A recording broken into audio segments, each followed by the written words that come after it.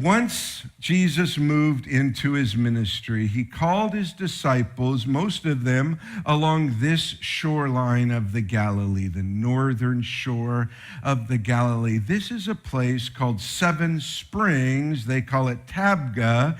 And at Seven Springs, there are 7 natural springs, thus the name. There are 7 natural springs that come into the Sea of Galilee.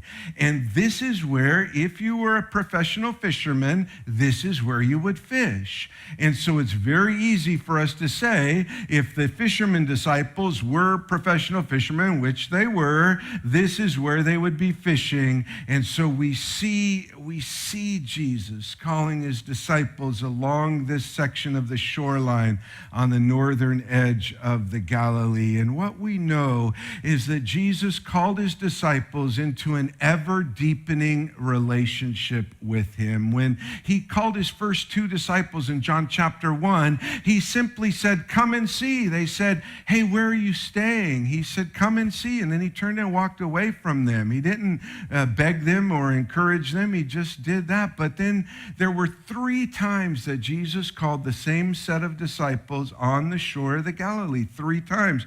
In Matthew chapter 4, in Luke chapter 5, and in John chapter 21. Jesus meets his disciples along this shoreline, and every time he does, he calls them deeper and deeper until in John chapter 21, he calls Peter to the deepest level of discipleship, including how he would end his life. And so we see Jesus calling the disciples deeper and deeper into following him, and Jesus still does that here. He calls disciples into ever-deepening levels of following him. And if you know whose silhouette that is, you know that Jesus has called George into the deepest place, but like Tammy was saying, the most glorious place of following him. But what Jesus also does here, as he did in John chapter 21, is he restores the disciples and he strengthens them here and he refreshes them here.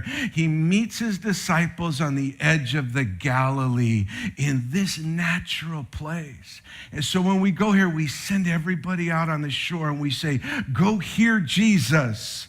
Go listen to Jesus. Go decide how deep you're ready to follow Jesus. Hear his call and decide if you're ready. That's a pretty monumental beginning to our Galilee time.